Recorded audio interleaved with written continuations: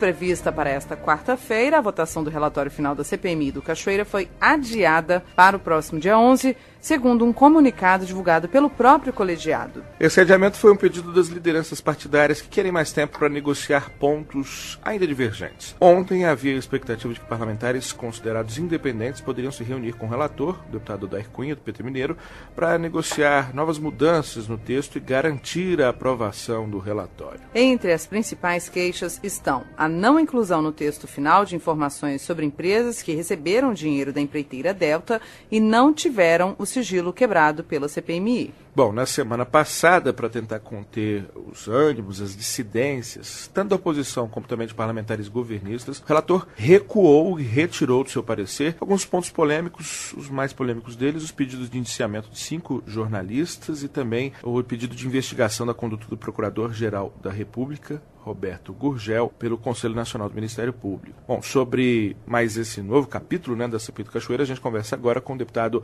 Domingos Sávio, do PSDB Mineiro, integrante da CPI do Cachoeira, membro titular. Deputado, muito bom dia, um prazer tê-lo novamente conosco aqui na Rádio Câmara. Bom dia, Lincoln. Bom dia, Daniele. Bom dia a todos os ouvintes. Prazer falar com vocês. Deputado Domingos Sávio, o deputado Odair Cunha, na expectativa de tentar construir um consenso, inclusive com a oposição, recuou de alguns dos pontos mais polêmicos do seu relatório inicial. Esse movimento aponta para a possibilidade de um consenso com a oposição? Eu vou ser muito sincero e claro, como eu sempre procuro ser, especialmente nós que representamos a população. Eu entendo que a gente tem o dever de ter muita transparência com relação às nossas posições, porque aqui o meu dever é representar a comunidade, portanto eu não posso manter de uma forma obscura as minhas posições. Minha posição com relação a esse relatório é muito objetiva. Eu entendo que ele é tão ruim que ele não tem como ser corrigido. Ele foi produzido de uma forma autoritária, para começar. O relator,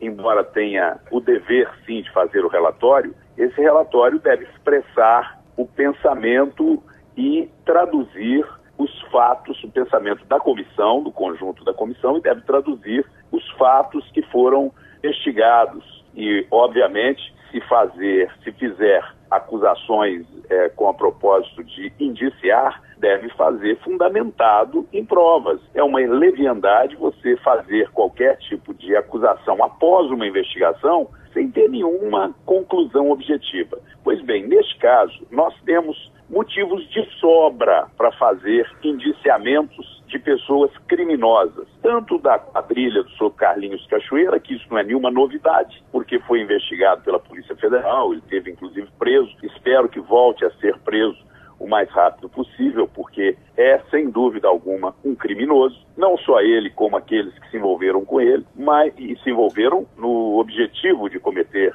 os diversos crimes que cometeram.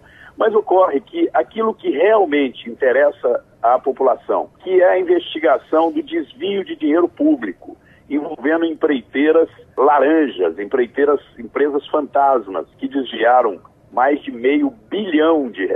O relator e a maioria, que é a base do governo, especialmente o PT, se recusaram a quebrar o sigilo bancário dessas empresas. Não mencionou no relatório várias delas que ficou provado, quando se quebrou o sigilo da Delta, ficou provado que foi parar na conta de várias empresas laranjas, empresas que só existem de fachada. Não sequer mencionou essas empresas. Por outro lado, ele fez desse relatório um instrumento de perseguição contra o governador Marconi Perillo. Eu digo de perseguição porque, sem provas claras, ele propôs o indiciamento por 7 crimes ao governador Marconi Perillo, sem nenhuma preocupação de provar nenhum deles. As circunstâncias do envolvimento de Marconi Perillo com o contraventor Carlinhos Cachoeira, embora o Marconi seja governador do estado onde reside, sempre residiu, e onde tem toda a base de operação desse criminoso, e naturalmente há aí uma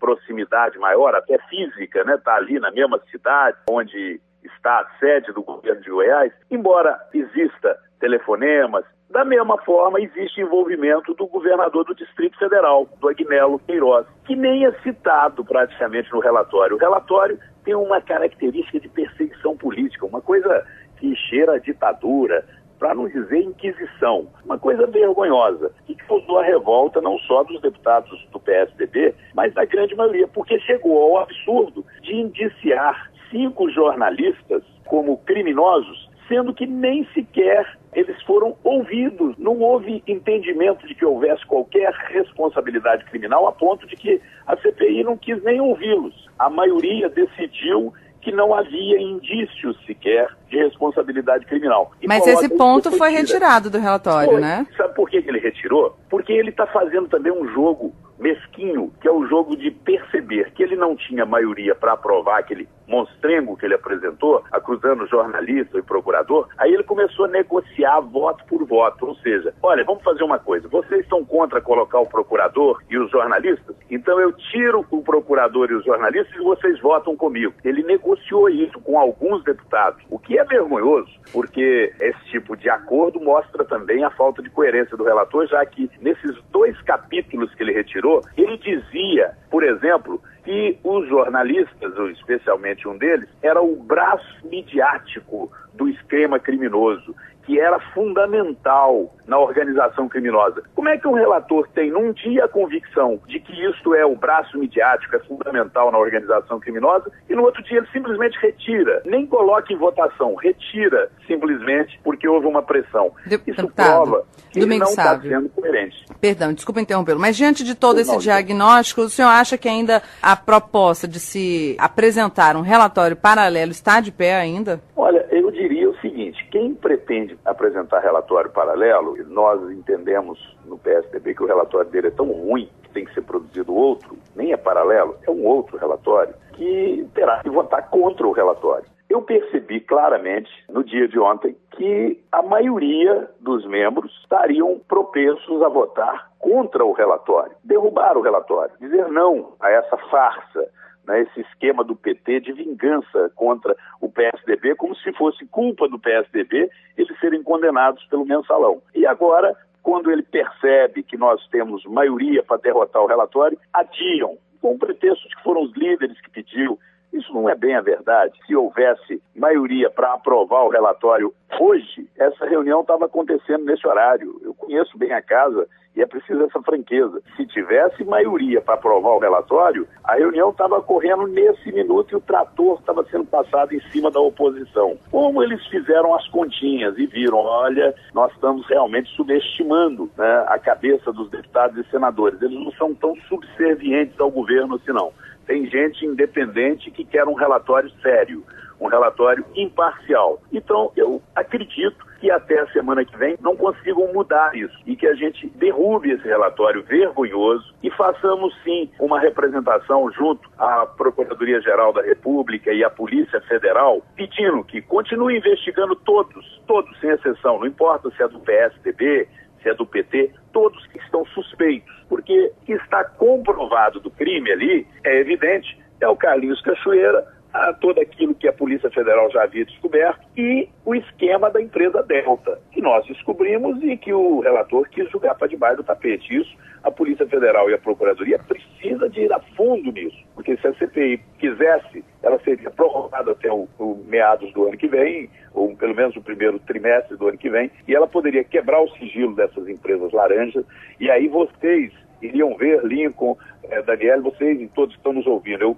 garanto para vocês, iria descobrir ali nessas empresas laranja um lamaçal de corrupção, pior do que o mensalão, de dinheiro indo parar na conta de políticos, dinheiro indo para a conta de campanhas políticas, dinheiro de onde? Que veio do elite, dinheiro que veio do governo federal, de governos estaduais, dinheiro do povo brasileiro sendo roubado. E a CPI agora sabe disso, tem prova disso, e se recusa a investigar. Isso aqui é uma vergonha. Uma CPI, ao contrário do que eu imagino o senso comum, ela tem muito poder, mas ela também tem muitas limitações, né? De ordem jurídica e de ordem política. Ela consegue reunir um número razoável de informações através das quebras de sigilo, que talvez seja o grande poder de autoridade judicial que ela dispõe, mas a capacidade de analisar, inclusive de indiciar, ela não pode indiciar, né? Ela só pode pedir o indiciamento, é bastante limitada. Esse material todo que foi recolhido durante a CPI, o senhor acredita que já pode facilitar, acelerar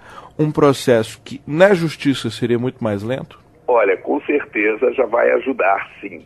Porque, veja bem, se não fosse essa CPI, muito provavelmente não seria descoberto esse esquema da empreiteira Delta com empresas laranjas que desviam dinheiro público, fruto de superfaturamento de obras públicas, de medições fraudulentas em obras públicas, e esse dinheiro foi depositado na conta de empresas laranjas. Você tem aí não só o crime de sonegação de imposto, que por si só já é um crime que envolve milhões de reais que está sendo desviado de dinheiro público. Mas o pior, o crime de desvio mesmo de dinheiro público. Só para concluir essa sua pergunta, é o seguinte: o que a CPI poderia fazer e que é diferente do processo lá do Ministério Público? O Ministério Público, para quebrar o sigilo dessas empresas laranjas, ele depende de pedir a um juiz, aguardar uma ordem judicial, para depois dessa ordem judicial ele solicitar a quebra desse sigilo.